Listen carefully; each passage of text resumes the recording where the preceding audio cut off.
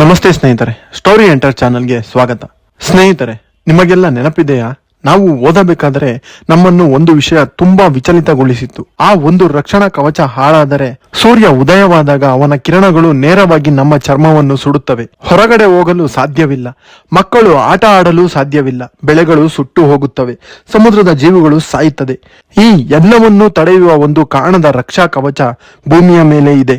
ಅದು ಗೋಡೆಯಲ್ಲ, ಅದು ಗಾಜು ಅಲ್ಲ, ಅದು ಕಬ್ಬಿಣವೂ ಅಲ್ಲ, ಅದು ಓಝೋನ್ ಲೇಯರ್. ಸ್ನೇಹಿತರೆ, ನಾನು ಶಾಲೆಯಲ್ಲಿ ಓದಬೇಕಾದರೆ ಮನುಷ್ಯ ಎಷ್ಟು ಸ್ವಾರ್ಥಿ ಎಂಬ ಪ್ರಶ್ನೆ ನನಗೆ ಈ ವಿಚಾರದಲ್ಲಿ ತುಂಬಾ ಕಾಡಿತ್ತು.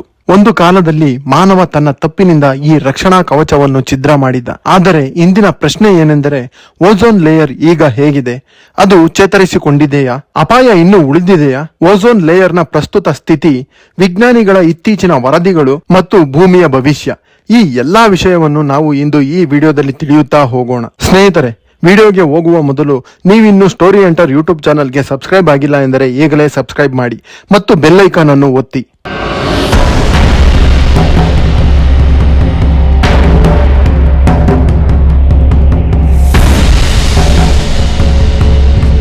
ಸ್ನೇಹಿತರೆ, ಓಝೋನ್ ಲೇಯರ್ ಎಂದರೇನು ಎಂದು ನಾವು ನೋಡುವುದಾದರೆ, ಓಝೋನ್ ಲೇಯರ್ ಎಂದರೆ ಭೂಮಿಯ ವಾತಾವರಣದಲ್ಲಿರುವ ಒಂದು ಅತ್ಯಂತ ಪ್ರಮುಖ ಪದರ. ಇದು ಭೂಮಿಯಿಂದ ಸುಮಾರು 15 ರಿಂದ 35 ಕಿಲೋಮೀಟರ್ ಎತ್ತರದಲ್ಲಿನ ಸ್ಟ್ರಾಟೋಸ್ಫಿಯರ್ ಎಂಬ ಭಾಗದಲ್ಲಿದೆ. ಈ ಪದರದಲ್ಲಿರುವ ಅನಿಲವೆಂದರೆ ಓಝೋನ್ ಅಥವಾ O3 ಎಂದು ಕರೆಯುತ್ತಾರೆ. ಸಾಮಾನ್ಯವಾಗಿ ಆಮ್ಲಜನಕವನ್ನು O2 ಎಂದು ಕರೆಯುತ್ತೇವೆ. ಇದರಲ್ಲಿ 2 ಆಮ್ಲಜನಕ ಅಣುಗಳು ಕೂಡಿರುತ್ತದೆ. ಆದರೆ ಓಝೋನ್ ಪದರವು O3 ಇಂದ ಆಗಿದೆ, ಅಂದರೆ 3 ಆಮ್ಲಜನಕ ಅಣುಗಳು. ಇನ್ನು ಓಝೋನ್ ಲೇಯರ್ ಏಕೆ ಅತ್ಯಂತ ಮುಖ್ಯ ಎಂದು ನಾವು ನೋಡುವುದಾದರೆ, ಸೂರ್ಯನಿಂದ ಬರುವ ಕಿರಣಗಳಲ್ಲಿ UVA, UVB, UVC ಕಿರಣಗಳು ಇರುತ್ತವೆ. ಇವುಗಳಲ್ಲಿ UVB ಮತ್ತು UVC ಕಿರಣಗಳು ಜೀವಕ್ಕೆ ಅತ್ಯಂತ ಅಪಾಯಕಾರಿ. ಓಝೋನ್ ಲೇಯರ್ ಇಲ್ಲದಿದ್ದರೆ ಚರ್ಮದ ಕ್ಯಾನ್ಸರ್ ಹೆಚ್ಚಳ, ಕಣ್ಣು ಕುರುಡಾಗುತನ, ಮಕ್ಕಳ DNA ಹಾನಿ, ಬೆಳೆ ಉತ್ಪಾದನೆ ಕುಸಿತ, ಸಮುದ್ರದ ಪ್ಲಾಂಕ್ಟನ್ಗಳ ನಾಶ. ಸ್ನೇಹಿತರೆ, ಈ ಪ್ಲಾಂಕ್ಟನ್ಗಳೇ ಸಮುದ್ರದ ಆಹಾರದ ಅಡಿಪಾಯ. ಭೂಮಿಯ ಮೇಲಿನ ಆಮ್ಲಜನಕದ ಸುಮಾರು 50% ಉತ್ಪಾದನೆ ಈ ಪ್ಲಾಂಕ್ಟನ್ಗಳೇ ಮಾಡುತ್ತವೆ. ಭೂಮಿಯ ಹವಾಮಾನ ನಿಯಂತ್ರಣದಲ್ಲೂ ಇವು ಪಾತ್ರ ವಹಿಸುತ್ತದೆ.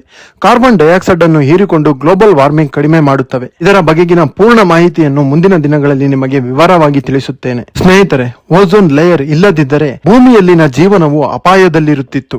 ಓಝೋನ್ ಲೇಯರ್ನಿಂದಾಗಿ ಈಗ ಎಲ್ಲವೂ ಸುರಕ್ಷಿತವಾಗಿದೆ. ಇನ್ನು ಓಝೋನ್ ಲೇಯರ್ನ ಹಾನಿ ಅಥವಾ ಸಮಸ್ಯೆ ಹೇಗೆ ಆರಂಭವಾಯಿತು ಎಂದು ನಾವು ನೋಡುವುದಾದರೆ, 1970-80ರ ದಶಕದಲ್ಲಿ ವಿಜ್ಞಾನಿಗಳು ಗಮನಿಸಿದ ವಿಷಯವೆಂದರೆ ಸ್ಟ್ರಾಟೋಸ್ಫಿಯರ್ನ ಓಝೋನ್ ಪ್ರಮಾಣವು ಕಡಿಮೆಯಾಗುತ್ತಿದೆ ಎಂದು. ಇದರ ಮುಖ್ಯ ಕಾರಣವೆಂದರೆ ಮಾನವ ನಿರ್ಮಿತ ರಾಸಾಯನಿಕಗಳು CFCs, ಅಂದರೆ ಕ್ಲೋರೋಫ್ಲೋರೋಕಾರ್ಬನ್ಸ್, ಹೇಲಾನ್ಸ್ ಹಾಗೂ HCFCs. ಈ ರಾಸಾಯನಿಕಗಳನ್ನು ಬಳಸಿದ್ದು fridge, air conditioner, spray can ಹಾಗೂ ಫೋರ್ಮ್ ಉತ್ಪಾದನೆಯಲ್ಲಿ. ಈ ರಾಸಾಯನಿಕಗಳು ಮೇಲ್ಮಟ್ಟಕ್ಕೆ ಹೋಗಿ ಓಝೋನ್ ಅಣುಗಳನ್ನು ಒಡೆದು ಹಾಕುತ್ತಿವೆ.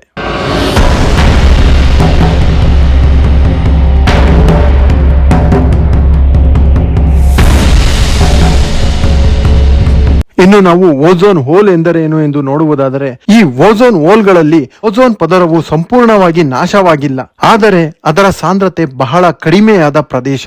ಇದು ಹೆಚ್ಚಾಗಿ ಸೌತ್ ಪೋಲ್ ಆದ ಅಂಟಾರ್ಟಿಕಾದ ಮೇಲೆ ಪ್ರತಿ ವರ್ಷ ಸೆಪ್ಟೆಂಬರ್ ಮತ್ತು ಅಕ್ಟೋಬರ್ ತಿಂಗಳಲ್ಲಿ ಕಾಣಿಸಿಕೊಳ್ಳುತ್ತದೆ. 2000 ಇಸವಿಯ ಆರಂಭದಲ್ಲಿ ಓಝೋನ್ ಹೋಲ್ ಜಗತ್ತಿನ ಅತ್ಯಂತ ದೊಡ್ಡ ಪರಿಸರ ಸಮಸ್ಯೆಯಾಗಿತ್ತು.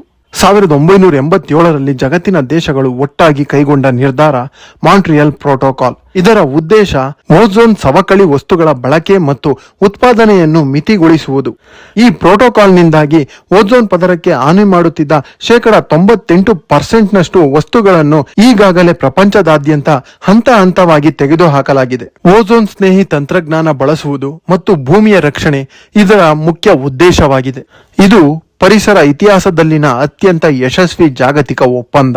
ಅದೆಲ್ಲ ಸರಿ, ಈಗ ಓಝೋನ್ ಲೇಯರ್ ಹೇಗಿದೆ? ಓಝೋನ್ ಲೇಯರ್ ಈಗ ಚೇತರಿಕೆಯಾಗಿದೆಯೇ ಎಂಬುದು ಇದೀಗ ಕಾಡುತ್ತಿರುವ ಅತ್ಯಂತ ಪ್ರಮುಖ ಪ್ರಶ್ನೆಯಾಗಿದೆ. ಇದಕ್ಕೆ ಉತ್ತರ ಹೌದು, ಆದರೆ ಸಂಪೂರ್ಣವಾಗಿ ಅಲ್ಲ.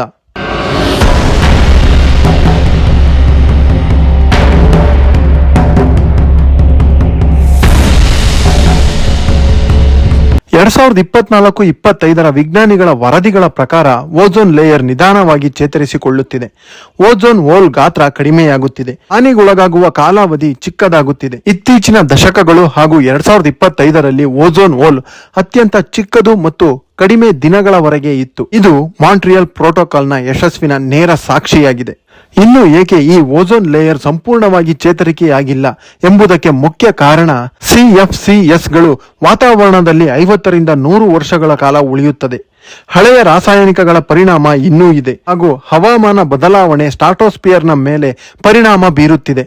ಅಂದರೆ ಸಮಸ್ಯೆ ನಿಲ್ಲಿಸಲಾಗಿದೆ, ಆದರೆ ಹಳೆಯ ಗಾಯ ಇನ್ನೂ ಗುಣವಾಗುತ್ತಿದೆ. ಇದರಿಂದಾಗಿ ಓಝೋನ್ ಲೇಯರ್ ಇನ್ನೂ ಪೂರ್ಣವಾಗಿ ಚೇತರಿಕೆ ಕಂಡಿಲ್ಲ. ಹವಾಮಾನ ಬದಲಾವಣೆ ಮತ್ತು ಓಝೋನ್ ಲೇಯರ್ ಅನ್ನು ನಾವು ನೋಡುವುದಾದರೆ, ಹವಾಮಾನ ಬದಲಾವಣೆ ಮತ್ತು ಓಝೋನ್ ಲೇಯರ್ನ ಹಾನಿ ಎರಡೂ ಒಂದೇ ಅಲ್ಲ. ಆದರೆ ತಾಪಮಾನ ಬದಲಾವಣೆ, ಸ್ಟ್ರಾಟೋಸ್ಫಿಯರ್ ತಣ್ಣಗಾಗುವುದು, ಗಾಳಿಯಲ್ಲಿನ ಹರಿವು ಬದಲಾವಣೆ ಇವುಗಳು ಓಝೋನ್ ಚೇತರಿಕೆಯನ್ನು ಸ್ವಲ್ಪ ನಿಧಾನಗೊಳಿಸಬಹುದು ಅಷ್ಟೇ. ಇನ್ನು ಯಾವಾಗ ಸಂಪೂರ್ಣ ಚೇತರಿಕೆ ಎಂಬ ಪ್ರಶ್ನೆಗೆ ವಿಜ್ಞಾನಿಗಳ ಅಂದಾಜು ಉತ್ತರ ಅರ್ಧಗೋಳದಲ್ಲಿ 2040ರ ಒಳಗೆ, ಉಷ್ಣವಲಯದಲ್ಲಿ 2045ರ ಒಳಗೆ, ಅಂಟಾರ್ಟಿಕಾದಲ್ಲಿ 2060ರಿಂದ 2066ರ ಒಳಗೆ. ಅಂದರೆ ನಮ್ಮ ಮುಂದಿನ ಪೀಳಿಗೆ ಪೂರ್ಣವಾಗಿ ಚೇತರಿಸಿದ ಓಝೋನ್ ಲೇಯರ್ ಅನ್ನು ನೋಡಬಹುದಾಗಿದೆ.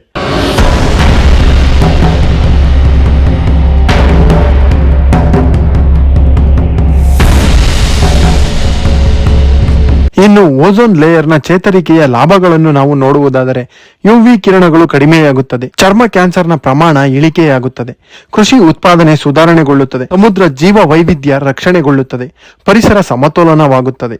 ಇನ್ನು ನಾವು ಈ ಓಝೋನ್ ಚೇತರಿಕೆಗೆ ಏನು ಮಾಡಬೇಕೆಂದರೆ, ಓಝೋನ್ ಸ್ನೇಹಿ ಉತ್ಪನ್ನಗಳನ್ನು ಬಳಕೆ ಮಾಡುವುದು, ಅಕ್ರಮ ರಾಸಾಯನಿಕಗಳ ವಿರೋಧ, ಪರಿಸರ ಜಾಗೃತಿ, ಮಕ್ಕಳಿಗೆ ಪರಿಸರ ಶಿಕ್ಷಣ ನೀಡಿ ಓಝೋನ್ ಬಗ್ಗೆ ಜಾಗೃತಿ ಮೂಡಿಸಬೇಕು.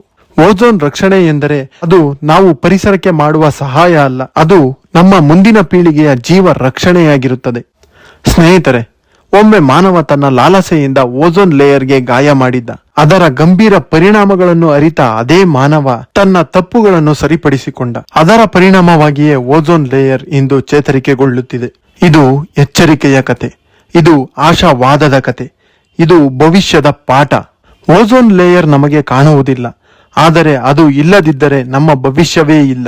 ಸ್ನೇಹಿತರೆ, ನಾವು ನಮ್ಮ ಮುಂದಿನ ಪೀಳಿಗೆಗೆ ಆಸ್ತಿ ಮಾಡುವುದಕ್ಕಿಂತ ಹೆಚ್ಚಾಗಿ ಉತ್ತಮ ಪರಿಸರ ಮತ್ತು ಶಿಕ್ಷಣವನ್ನು ನೀಡಬೇಕಾಗಿದೆ. ಈ ಬ್ರಹ್ಮಾಂಡದಲ್ಲಿನ ಒಂದೊಂದು ಕಣವು ಒಂದಲ್ಲ ಒಂದು ರೀತಿ ಮನುಷ್ಯನಿಗೆ ಸಹಾಯ ಮಾಡುತ್ತಲೇ ಇದೆ. ಆದರೆ ಮನುಷ್ಯನ ದುರಾಸೆಯಿಂದ ಮನುಷ್ಯನು ತಾನು ವಿನಾಶದ ಅಂಚಿಗೆ ತೆರಳುತ್ತಿದ್ದಾನೆ. ಸ್ನೇಹಿತರೆ, ಇದಾಗಿತ್ತು ಓಝೋನ್ ಲೇಯರ್ನ ಕತೆ. ನಿಮ್ಮ ಅನಿಸಿಕೆ ಅಭಿಪ್ರಾಯಗಳನ್ನು ಕೆಳಗೆ ಕಾಮೆಂಟ್ ಬಾಕ್ಸ್ ನಲ್ಲಿ ತಿಳಿಸಿ. ಈ ಮಾಹಿತಿ ನಿಮಗೆ ಇಷ್ಟವಾಗಿದ್ದರೆ ವಿಡಿಯೋವನ್ನು ಲೈಕ್ ಮಾಡಿ, ಚಾನಲ್ಗೆ ಸಬ್ಸ್ಕ್ರೈಬ್ ಮಾಡಿ ಮತ್ತು ಬೆಲ್ ಐಕಾನ್ ಅನ್ನು ಒತ್ತಿ. ಮತ್ತೊಂದು ಮಾಹಿತಿ ತುಂಬಿದ ವಿಡಿಯೋದ ಜೊತೆಗೆ ನಿಮ್ಮನ್ನು ಭೇಟಿ ಮಾಡುತ್ತೇನೆ. ಧನ್ಯವಾದಗಳು.